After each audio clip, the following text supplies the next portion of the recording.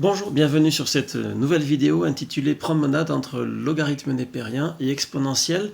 Donc il faudrait que vous ayez quelques connaissances au niveau de la fonction ln et de la fonction exp pour bien comprendre. Mais en toute théorie, on pourrait suivre cette vidéo sans aucune connaissance. Je vais d'abord faire un petit rappel sur les notions de dérivation de fonctions composées. Je prends une fonction f et je compose, donc v de x égale a fois f de x, a étant un réel. Et h de x égale f fois a de x. Voilà, vous verrez pourquoi je les appelle v et h. Donc je veux bien que vous compreniez comment dériver, comment on dérive h. Je fais un dessin, la courbe f, je dessine la courbe v, donc vous voyez que pour chaque valeur de x, au lieu de prendre en hauteur f de x, vous prenez en hauteur 2 fois f de x. Par exemple, là j'ai pris a égale 2 sur ma courbe. Quand f de x égale 0, v de x aussi. Et pareil en négatif. Donc voilà ma courbe de V. Maintenant pour la courbe de H, si vous voulez, par exemple, ici sur notre courbe, on peut dire grosso modo que f de 1 égale 0. Et donc H, elle va s'annuler quand? Si A égale 2, et H va s'annuler en 1,5. Puisque H de 1,5, ça va faire f de 2 fois 1,5. Voilà, si vous avez compris ça, vous avez compris toutes les histoires de combinaison de courbes entre elles. Donc pour faire h, on va compresser horizontalement la courbe de f. Là c'est l'abscisse 1,5 que ça s'annule. Voilà. Et alors donc j'ai marqué, donc la courbe de v on étire verticalement, si a est plus grand que 1, et la courbe de h on compresse horizontalement si a est plus grand que 1. Je vous montre de manière dynamique ce qui se passe. Donc vous voyez la courbe verte c'est la courbe f, et la courbe qui bouge c'est la courbe v. Alors j'ai pris a égale 1, tout à l'heure au début on a commencé à a égale 2, et puis je fais varier le coefficient a. On est donc dans la courbe f de x égale v de x égale a fois f de x. Et maintenant je vais faire la courbe qui se comprime. Donc la courbe verte c'est toujours f, et la courbe qui est dessinée en plus petit c'est la courbe définie par h de x égale f de a fois x. Et quand a devient grand, je comprime et vous voyez ce qui se passe avec la dérivée. Alors maintenant, ce qui m'intéresse, c'est de faire un zoom pour comprendre ce qui se passe avec la dérivée. Donc je trace une tangente quelque part à la courbe f. Vous voyez, c'est tracer une tangente pour bien fixer les idées de pente 1, coefficient directeur 1. Vous avez delta y sur delta x, la v sur h qui fait 1. Et je regarde la pente à la même abscisse, la tangente à la même abscisse sur la courbe rouge, la courbe v, la courbe étirée vers le haut. Mais clairement, cette pente est plus grande, 2 fois plus grande en l'occurrence dans notre exemple de a égale 2. Vous comprenez pourquoi? Puisque tout est étiré vers le haut. Alors, je peux écrire maintenant que là où f' de x égale 1, v' de x vaut 2. Et puis finalement, v' est toujours égal à 2 fois f'. Ça, c'est une illustration, c'est pas une démonstration. Et puis ensuite, pour h, qu'est-ce qui se passe? Pour h, vous savez, elle est comprimée comme ça. Donc, je dessine ma tangente. Et puis, ma tangente, je m'aperçois aussi, elle est 2 fois plus forte, 2 fois plus pentue que la tangente à x en f.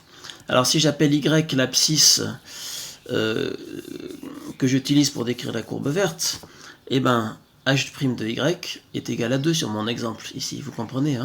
Donc en fait, y c'est la moitié de x si je prends a égale 2. Donc 2y c'est égal à x. C'est pour ça que je peux écrire que h' de y c'est 2 fois la dérivée obtenue au point x, c'est-à-dire au point d'abscisse 2 fois y. C'est-à-dire que finalement la pente au point vert, c'est 2 fois la pente au point bleu. L'abscisse du point bleu étant le double de celle du point vert. Et donc tout ça, ça m'amène vers ces formules-là. V' c'est a fois f' et h' c'est a fois f' de ax. On va avoir besoin de ces formules maintenant. Je les réécris. Et je vais généraliser maintenant. Surtout ce qui m'intéresse, c'est pour h. Vous voyez que finalement, le petit a que je fais sortir, c'est la dérivée de ax. Et donc si à la place de ax, vous mettez n'importe quel genre de chose, il suffit de sortir la dérivée de ce genre de choses. La dérivée de u', autrement dit, la dérivée de f de u, c'est u' fois f de u. Voilà. Alors cette formule-là, elle n'est plus au programme de terminal S en tant que tel, mais elle est au programme sur des exemples simples, comme l'exponentielle u, sa dérivée c'est u', EU. Vous voyez, tout ça c'est le même principe. Je vous donne des exercices à faire. Vous faites pause, et je vous laisse dériver toutes ces fonctions.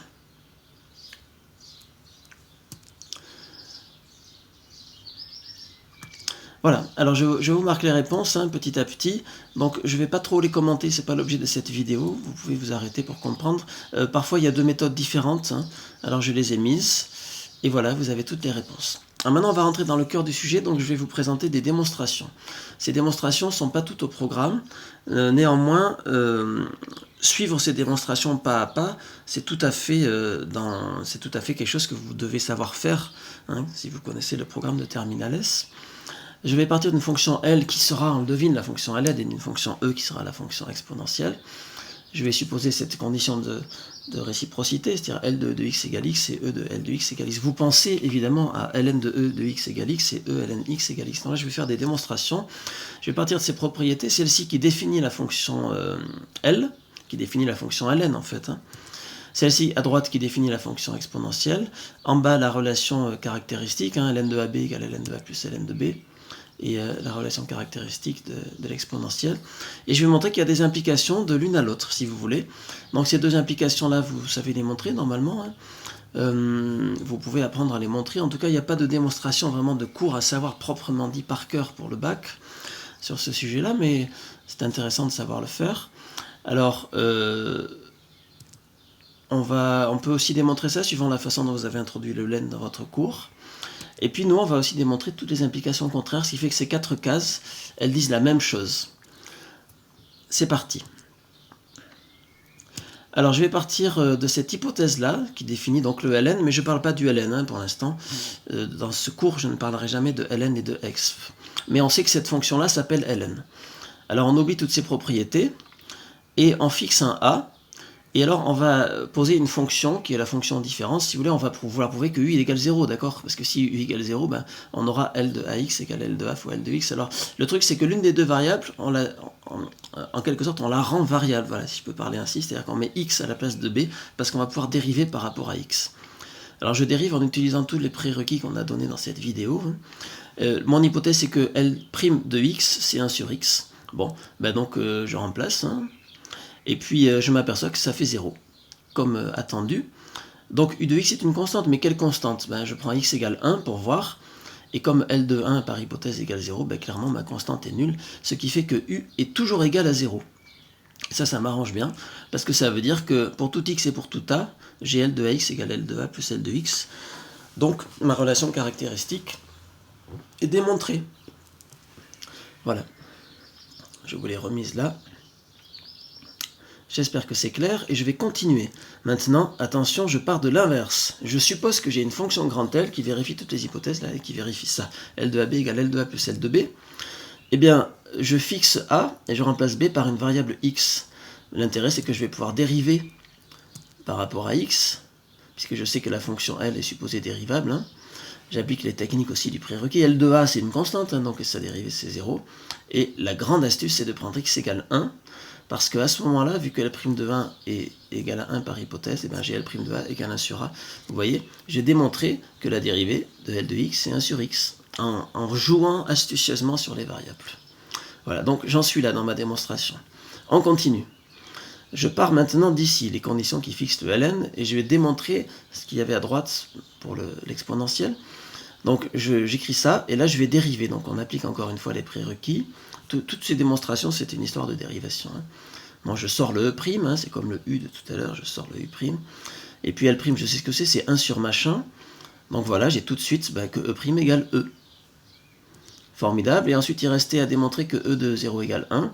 J'écris E de L de x égale x, je remplace x par 1. Et puis d'après toutes les hypothèses, j'ai E de 0 égale 1.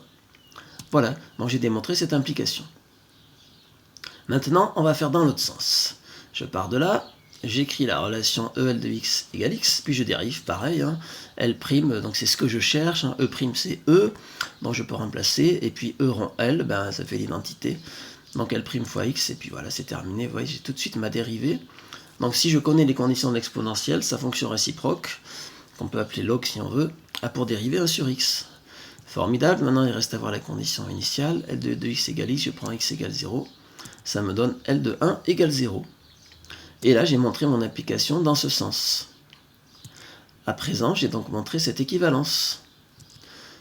Et voilà le planning sur le point sur tout ce que j'ai montré. Il me reste une équivalence à faire. Alors, je pars de là.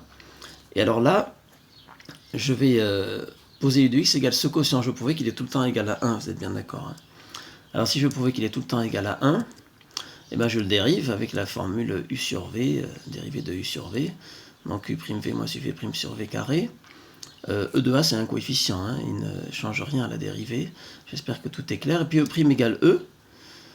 Donc le numérateur qui est égal à ça, ben, je peux enlever les primes si vous voulez. Vive le type X. Et voilà. Et donc ce numérateur est nul, ce qui veut dire que U' est égal à 0.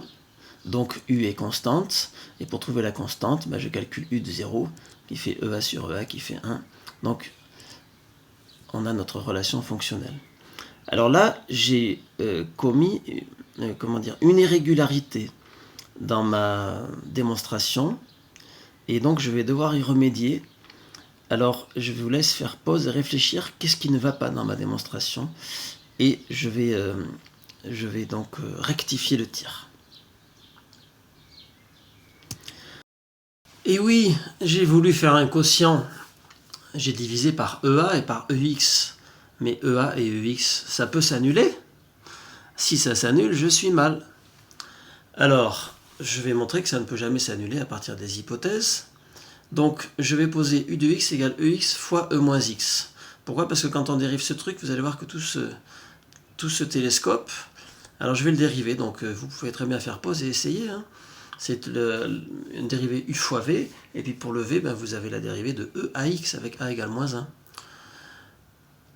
Voilà, donc vous avez trouvé ça, et puis ça, on peut le simplifier. Vous voyez, donc ça donne ceci, et la dérivée est nulle. Donc U va être constante. Pour trouver la constante, ben, je remplace x par quelque chose, ici par 0. Ça me donne donc U de 0, c'est E0 fois moins 0, c'est 1, 1 au carré, ça fait 1.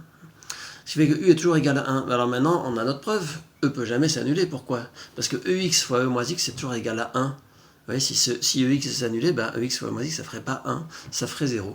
Et notre démonstration, maintenant, on peut dire qu'elle est achevée.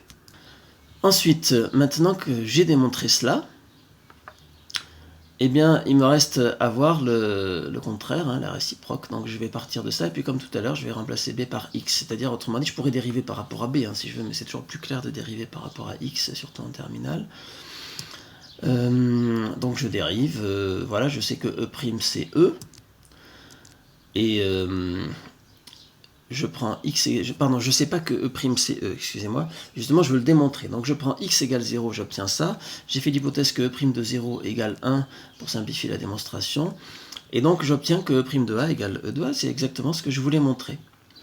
Ainsi, j'ai montré cette implication, et maintenant je peux dire que j'ai fait le tour. Voilà, j'espère que ça a été clair, et je vous donne rendez-vous dans une prochaine vidéo.